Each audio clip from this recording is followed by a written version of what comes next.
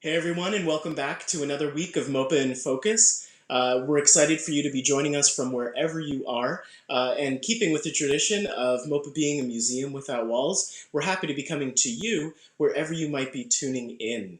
Today we've got a really special treat. If you were able to join us in past weeks, you'll notice that we were taking a look at our current exhibition at the museum, since all of us can't be there right now. And that exhibition is Out of the Shadows, Contemporary Chinese Photography. So we used artists who are currently on view in the exhibition to also to be able to explore the collection of the Museum of Photographic Arts, and that collection is over 9,000 images strong. Today, we're going to be pivoting a little bit and we're going to take a look at another exhibition that's really exciting at the museum. And that exhibition right now is called Illusion, the Magic of Motion. And so, as a museum who's dedicated to not only photography but also film, it's a really exciting thing for us to be able to take a step back and look at the origins of early cinema, filmmaking, and how that's related to photography and the wider photographic arts. My name is Kevin Lindy, and at the museum, I am our manager of adult and digital engagement. And today, we actually have a very special guest as well. We have the museum's director of innovation, Joaquin Ortiz, joining us in just a little bit. Before we get started with our Q&A with Joaquin, I just want us to go ahead and kind of consider what exactly early cinema means to the museum, but also why we would have an exhibition taking a look at that topic in particular. And not only early cinema, because the exhibition really takes this wide view. It looks at not only early examples of film, the origins of being able to capture motion in particular ways, but it also takes even more of a step back, if you will, and looks at what was happening before all of that came about. And I think always that's really the exciting thing about our exhibitions, is that we take this really beautiful broad view at a particular topic or idea, and then provide all of you, visitors and viewers of this program, an opportunity to get a broader understanding of some of these topics that we're trying to get at. And so, early cinema for today's topic, we're going to take a look at two films that we have, or clips of those films that are currently in the exhibition. But we have to ask the question, well, cinema, it seems like filmmaking and the ability to record something in motion, it didn't exactly come about overnight. However, it was a very magical thing for some of those viewers to see it so early on.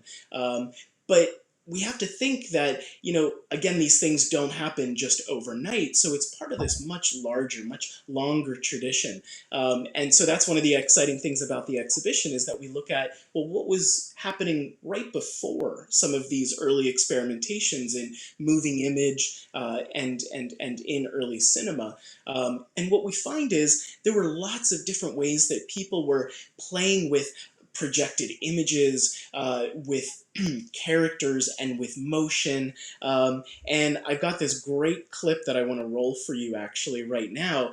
We had things like this, and this is a magic lantern slide, it's called. Now, this is a recording of one that we actually have as a cased object, an object in the exhibition. And you can see they were actually these painted illustrations on glass, but then they also had a bit of motion to them, right? So we saw the one character with the nose growing to reveal the little animal on his nose. We've got this one that's a windmill. And so it's interesting because people were already playing with this idea of how do you have this collective experience, right? Where everyone is able to come together and enjoy this performance, if you will, right? And if we think about too some of the different kinds of performances there are, right? We have operas and staged theater performances and so many different kinds of art forms that existed before the actual technical capability of being able to get a camera and record something as it looks. And so another example too that I would love to share with everyone here is this fantastic example by a performance called In Xanadu. And this clip in particular is by a production company up in the Bay Area called Shadowlight Productions. And we can see how this kind of shadow performance, a shadow play, right? Would have been this really fantastical way for people to see a performance. And so we can see there's this screen, right? But rather than a screen that's getting a projection from something like a projector, we actually have performers behind it, and they have all sorts of elaborate props and elaborate masks that, when projected against this screen where the audience is on the other side, they're able to see this really fascinating performance, right? That's rich and vivid and really brings the story to life. And so if we think about all those things that were kind of bubbling around, right? You can add to that stereo cards, right? Those old 3D, we're probably most familiar with the Viewmasters, those click wheel ones from the mid 20th century. But even before that, we had decks of stereo cards that people would place in a special viewer where they could actually not only see a scene in recreated 3 dimensions, but a lot of times they were actually put together as collections. So you would put each slide in as though reading chapters in a book, right? Chapters in a story, which was a really special thing.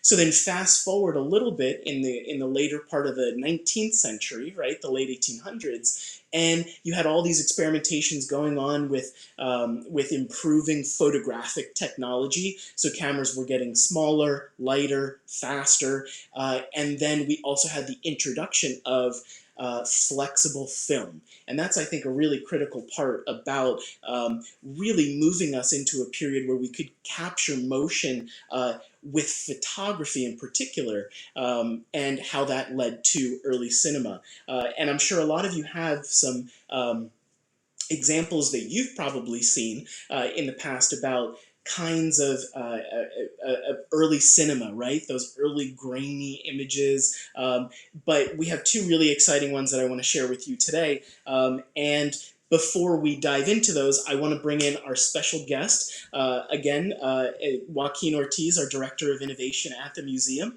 And let's go ahead and bring Joaquin in. Let me go ahead and dial it in here. Hey Joaquin, how are you doing today? Hey Kevin, it's nice to see you today. Yeah, it's great to see you too. Thanks for joining us this morning. And it's really special to have you here on this for a couple different reasons. I think, well, the first one is you get to hear a lot of the really interesting tidbits and information, those really fascinating aspects of the kinds of things that we have on view at the museum. But also, you personally, you have a bit of a background in film as well, too. So I think this is really exciting to be able to have you here today, to be able to speak to some of the examples of early cinema that we have in the exhibition Magic, the Illusion or Illusion, the Magic of Motion. So just to kick us off here today, so tell us a little bit more about what's on view at MOPA right now. What kinds of early examples of cinema are on view? So within the exhibition Illusion, the Magic of Motion, you will see 2 examples of early cinema. We have a short film by the Lumiere Brothers called Workers Leaving the Lumiere Factory. And then we have a second short clip from the film The Magic Lantern by George Méliès. Mm. And so I'm going to go ahead and roll actually a little clip here of the first clip that you were talking about, which is Exiting the Factory by the Lumiere Brothers. And so what we're seeing here on screen is we're seeing people in probably late 1800s, early 1900s, and it's just kind of a crowd of people sort of exiting or walking out of a building, it looks like. what's so special about this film? Why exiting the factory? Because for a lot of people, it just looks like, again, a group of people kind of just leaving work for the day. Yeah, well, at the time, you didn't really see anything like this before. Before I came onto the show, you were mentioning about how there were forms of entertainment that existed, like, lantern slides or shadow puppet shows that were already about the projected image. But at this point, you started to see this shift where, with the invention of um, flexible films, they were able to capture this kind of motion in a different way. Now, I do want to emphasize the Lumiere brothers were not the first ones to necessarily recreate this sort of thing. There were other devices going on. There were other people approaching these same ideas, but theirs is the one that stuck. It was the one that was most accessible and really worked. At the time, though, it's not like they really could just go anywhere, and you weren't really reaching the same kind of cinema that we're used to today. Frequently, it was just them taking a camera out and shooting a single scene, like these workers leaving the factory. Sometimes it was a train that was passing by. There's all these different areas where they just were just showing life. But at the time, nobody had ever seen this before, and so it really was a brand new experience for those who were seeing it. Very cool. Awesome. Thanks for sharing some of that. And so the other film too. So we talked about just now the Lumiere brothers and how they captured, as you mentioned, some of these just sort of everyday scenes, right? But for us, it doesn't look very special. But for viewers at the time, what would that have been like for them to view something like that, to see that in person? We're almost so jaded about these things today because we just walk home and flip on our television and there that moving image is. But before then, there wasn't anything really like that. Mm. There were some of those things you referred to, but you couldn't reproduce life, quote unquote, documented in that same way until this point where cinema was created. And like I said, there was a lot of people experimenting with it at the time, but the Lumiere brothers were able to really cut through and find a way of doing it that really resonated and was accessible for a lot of people. So, but nobody had seen that before. It was like a photo come to life. Photos had already been around for a while, but to suddenly see this projected image that was there and was moving and really captured what was happening just like your eyes did, that was really revelatory at the time. Mhm. I can imagine, again, it's a really special thing for people to, as we saw a little bit earlier in the introduction, there were already these kinds of ways of performing or projecting motion, right? Through illustrations, through shadow performances. But to be able to see something as your eye, or almost as your eye sees it, right? And record that, that was a very new thing for people to be able to see that projected, and what a magical thing for them to be able to see, right? And I think it's interesting too because that clip in particular, again, it's kind of this everyday scene, right? Maybe some of you work in places where that's what it looks like at the end of the day, right? 5 o'clock, everybody kind of just pouring out of the building. But there's another artist, there's another work, a piece of early cinema that's on view at MOPA right now. Can you tell us a little bit about that one, the Méliès piece?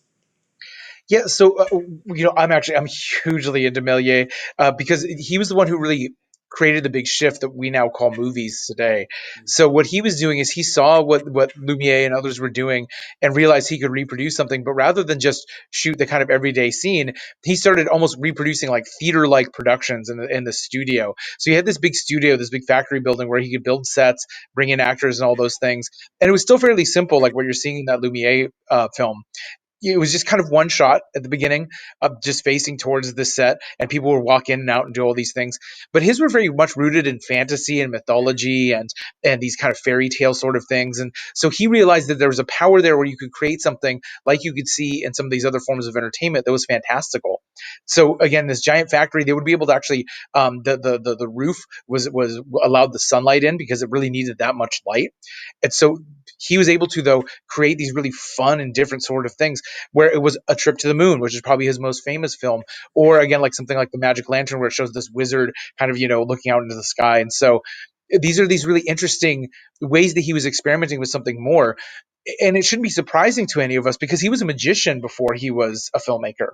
And so he really tied all those ideas together. And I think that demonstrates some of the progress. You look at the Lumiere stuff, and yeah, it's a little boring on the surface, although it's historically really important. But then you look at what Lumiere was doing, and that's where you start to see the invention of what becomes what we what all of us go home and watch today, the dramas and the science fiction and the horror and all those things. He was the progenitor of a lot of that stuff in many ways. And so it was really neat to see how he started that off. And over time, his productions became more and more complex. So if you ever have a chance to watch, for instance, A Trip to the Moon, his most famous film, it is a little bit more complex than just a single shot. And that was interesting, is that as he was experimenting with those things, that led to new experiments by other people that led to what we call cinema today. Very cool. Yeah, and I actually was rolling there while you were chatting about it. Some of the clips there of "Trip to the Moon," right? Or in French, I think the title is "Voyage dans la Lune." So if you go ahead and Google that, you'll actually be able to go ahead and check out the longer, the full piece. And I like that you mentioned too about his background, because he did, unlike the Lumiere brothers, who were coming at it from a very technical, perspective, and they wanted to refine a device that could, take this new kind of flexible film that could actually film things that are moving. Méliès with Trip to the Moon, we almost see them more as these theatrical performances, right? Where you have, you think of going to see a show in the theater on Broadway, and, they've got all these really fascinating ways of creating visual effects behind the scenes. So he's taking that and he's applying that to the act of essentially setting up this camera, this new kind of device, right? Which could then also be used to cut things in and out, right? Or it could be used to create illusions, right? I just want to share really quick. We've got this fantastic photo of Méliès, and who doesn't like someone in a magician's hat? So I just pulled up on screen here a headshot of Méliès in a full garb. He's got a cape on, he has his magician hat on, and I think that's really interesting too, is that, early cinema, again, didn't come about just from one person or just in one particular style, right? It was really about once the technology was available and there, people started applying it in different ways, right? Either capturing the world as it is, or creating a world to again invite viewers into, because it was such a magical and new thing. And I think that's something that continues on today, right? I mean, we think about going to the theater, not right now, but hopefully again soon, going to the theater and seeing things, in 3D, surround sound, and in 3D and stuff like that. So yeah, it's really interesting how all these things kind of got started, but they're still developing today, right? So it's really cool to check out those two, those two in particular, and to get to see some clips there also of them. Where can everyone go who's watching today? Where can everybody go to learn a little bit more, either about either of those two artists, or to explore more about cinema, early cinema?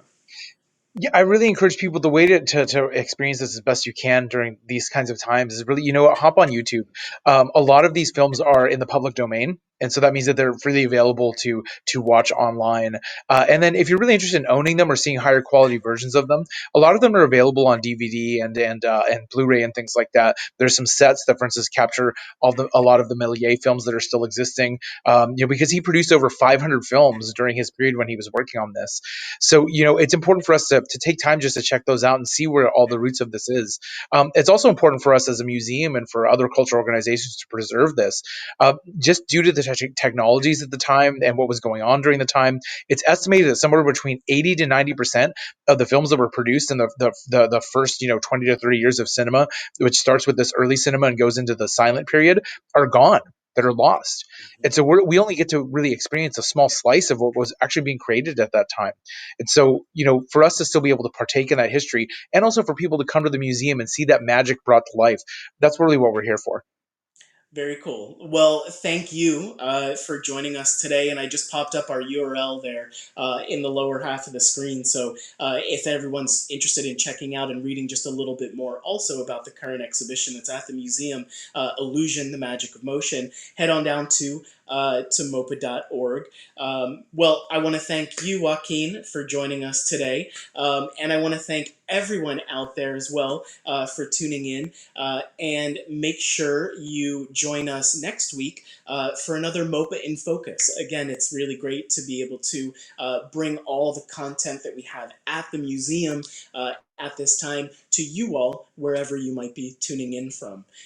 So I want to thank everyone again for joining us today, and we look forward to seeing you next week for another MOPA in Focus.